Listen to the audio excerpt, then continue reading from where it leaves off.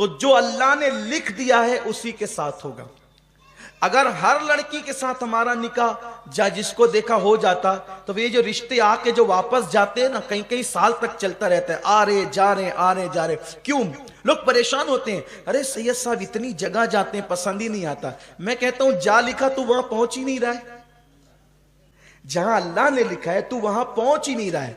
जहां अल्लाह ने लिखा है जिस दिन वहां पहुंच जाएगा और वो वक्त आ जाएगा, तो फिर चट मंगनी पट बिया वाला मसला भी हो जाएगा। लेकिन जब अल्लाह ने जहां लिखा है तू वहां पहुंचता ही नहीं है, तो अभी इंतजार कर। ये अल्लाह की तरफ के फैसले होते हैं, अल्लाह की तरफ के। तो रिश्ते आए जाएं तो बहुत ज्यादा जो वो दिमाग पे टेंशन मत लिया करो। अल्लाह ने हमारी तकदीर में लिख दिया है, लिख दिया है तो होना ही होना है। कोई बगैर जोड़े का जमीन पे नहीं आया है। और बेटियों को जल्दी रिश्ते नहीं आते तो माँ बाप खुद उसको ताना देते, कैसी है तू, मनूस है, तेरी तकदीर फूटी हुई है, तुझे अच्छे रिश्ते नहीं आते, हम परेशान है। यार उस बेटी का क्या कसूर है? अल्लाह ने जब लिखा है तभी शादी होगी। शादी वक्त से पहले नहीं होगी, मौत वक्त से पहले नहीं आएगी, रोजी वक्त से पहले नहीं मिलेगी। अल्लाह ने जब जहां लिखा है उसी वक्त होगा, जो टाइम आ जाएगा उसी वक्त होगा, वरना नहीं होगा। हमने तो ऐसी शादियां भी इस छोटी सी उम्र में देखी है। मैंने एक शादी ऐसी देखी है अपने बचपने में कि बारात तैयार होगी, बारात तैयार होगी और तैयार होने के बाद किसी मामले पर झगड़ा हो गया, झगड़ा हो गया बारात के अंदर। तो क्या हुआ, लड़के वालों ने अपनी अना बताने के लिए कहा हम बारात वापस ले जा रहे हैं। ये हुआ, हम बारात वापस ले जा रहे हैं। अब लड़की वाले नरम पड़े, यार इज्जत पे बना जाएगी, क्या होगा। उन्होंने हाथ जोड़े, पैर पकड़े, खुदा के लिए ऐसा मत करो, गरीब की इज्जत से मत खेलो, चलो जो हुआ माफी मांगते लेकिन मत जोड़ा। नहीं हम तो जाएंगे। बहुत मनाया, लोगों ने मनाया, बड़ों ने मनाया, नहीं माने और वो बारात वापस हुई। बारात वापस हुई। लड़की के माँ बाप की तो मौत से बदतर उस वक्त की कैफियत हो गई थी कि वो क्या करें। लेकिन खुदा की शान देखी, अब वहां पे सब रिश्तेदार रो धो रहे हैं कि अब मेहमान आ रहे हैं कि क्या जवाब देंगे इनको। खाना तैयार है, शरबत तैयार है, जहेज तैयार है, क्या करेंगे। ऐसे में एक लड़का अपनी माँ और अपने बाप के साथ शादी में शिरकत के लिए आया था और वो बहुत मालदार घराने के थे। वो जो बारात आई थी उससे बहुत मालदार घराने के वो लोग थे। जब उनको रोता धोता देखा तो उस लड़के ने अपने माँ बाप से कहा यहाँ इनकी इज्जत बचाना हमारे लिए जरूरी है। क्या ऐसा नहीं हो सकता कि जो सेहरा उस लड़के ने पहना था वही सेहरा मैं पहन लूं। माँ बाप ने कहा कि ये तो बहुत अच्छी बात होगी, चलो अच्छा करते हैं। और 10 से 15 मिनट के दरमियान ये फैसला हो गया। और उसके बाद बारात का जो टाइम था ना जाने का, चूंकि उधर बारात तैयार हो रही थी, बारात का जो टाइम था उस टाइम तक, मेहमानों के आने तक ये दूल्हा सच संवर करके वहां बैठ गया था, आया था शादी में शिरकत के लिए, बन गया दूल्हा। अब लोग हैरान थे ऐसा क्यों हुआ। वो ऐसा इसलिए हुआ कि उसकी किस्मत में नहीं लिखा था, तो ये बहाने से कैंसिल तो होना ही था, ये तो इसकी बीवी बनने वाली थी ना। एक बात मुझे बहुत प्यारी से यहाँ याद आ गई और उसको बयान करके बात खत्म करता हूं। मुझे मरकज जाना है।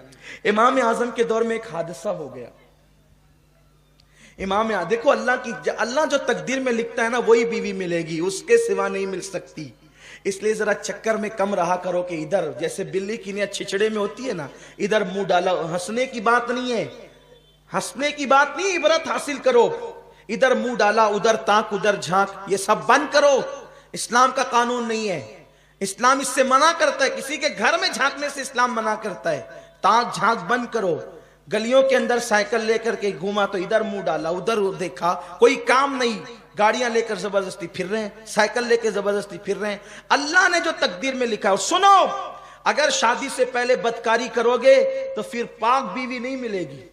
कुरान, अल्लाह के रसूल फरमाते कमा तदीन तुदान, तुम जैसा करोगे वैसा होगा। लेकिन अगर कोई बदकारी कर चुका, उलमा से सुना, बयान सुना और सच्ची तौबा कर ले, फिर अल्लाह तौबा करने वालों की तौबा को कबूल करता है और अल्लाह उन्हें पाक दामन बीबियां भी अता फरमाता है।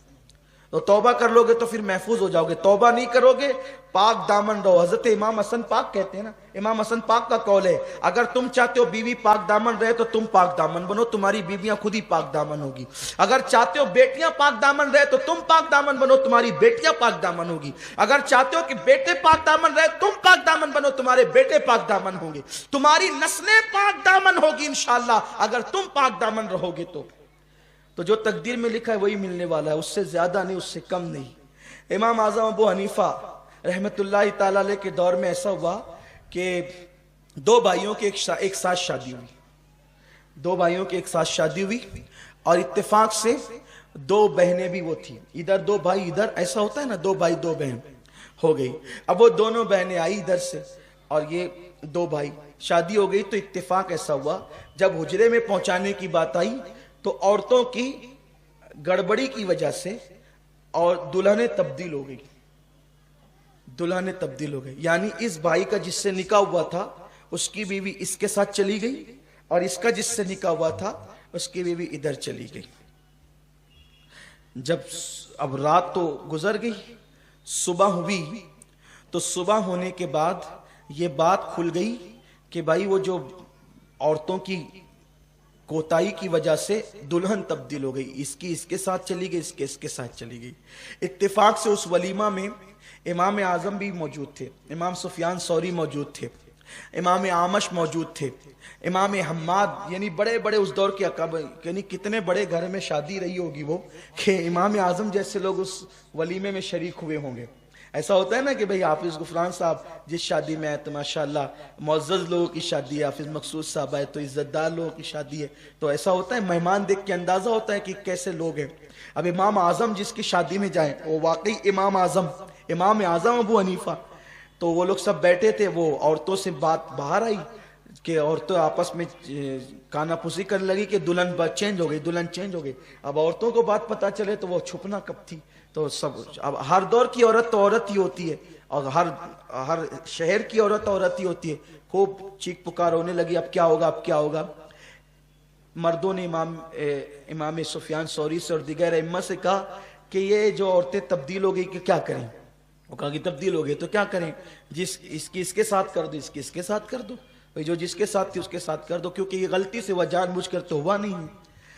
अब भाई फतवा देना ही बहुत अहम नहीं होता है, फतवे को देते वक्त ये भी तो सामने रखना होता है कि इस फतवे का असर क्या होगा। असल बात यह है क्या, चलो ठीक है, जो जिसकी बीवी थी उसके पास पहुंचा दो, गलती से हो गया तो क्या करेंगे। भाई दो बहनें हैं, दो भाई है, एक घर में रहते हैं, अब इसने इसके साथ रात गुजारी, इसने इसके साथ रात गुजारी, अब इसको फिर इसके पास भेजे, इसको इसके पास भेजे, तो ये जिंदगी भर एक दूसरे से नजरें मिला सकेंगे, दोनों भाई एक दूसरे को देख सकेंगे, क्योंकि ये तो इसकी बीवी के साथ गुजार चुका है रात, वो उसकी बीवी के साथ रात गुजार चुका है। तो घर वालों को थोड़ा सा तरह कि भाई चलो ठीक है, जो बीवी जिसकी उसकी उसके पास रहेगी, लेकिन ये रात कहीं और गुजार चुकी है, और वो सारी जिंदगी नजर उठा के एक दूसरे को देख सकेंगे, क्या करेंगे। लेकिन उस महफिल में खुशनसीबी उनकी ये थी कि हमारा इमाम इमामुल अइम्मा सिराजुल उम्मा काशिफुल गुम्मा नौमान बिन साबित, जिस पर फिक्र को नाज है, जिस पे इस्लाम को नाज है, जिस पर मुस्तफ़ा जाने रहमत को नाज है, वो इमाम आजम अबू हनीफा फरमाते हैं ये फतवा तो अपनी जगह है कि हर औरत अपनी शौहर के पास चली जाए, लेकिन कुछ समाज का भी तो मामला है, कुछ घरेलू भी तो मामलात है। एक काम करो, दोनों दूल्हे को मेरे पास बुलाओ। वो दोनों दूल्हे आए, आपने उससे पूछा तूने जिसके साथ रात गुजारी वो तुझे पसंद है, उसने कहा हाँ। दूसरे से कहा तूने जिसके साथ रात गुजारी वो तुझे पसंद है, उसने कहा हाँ। फरमाया अब एक काम करो, तुमको ये पसंद है जिसके साथ तुमने रात गुजारी, तो ये जो तेरी बीवी थी तेरे निकाह में थी, तू उसको तलाक दे दे, और तू इसके साथ निकाह कर ले जिसके साथ तूने रात गुजारी, और तू इसको तलाक दे दे और ये इसके साथ निकाह कर ले जिससे रात गुजारी। क्योंकि निकाह के बाद अगर विदाई और खलवत नहीं हुई है तो तलाक दी जाएगी, तो उसमें इद्दत गुजारना नहीं पड़ेगा। तो इधर उसने उसको तलाक दे दिया, इधर उसने उसको तलाक दे दिया, और जिसने जिसके साथ रात गुजारा वो उसी की बीवी हो गई, इसने इसके साथ रात गुजारा उसी की बीवी हो गई।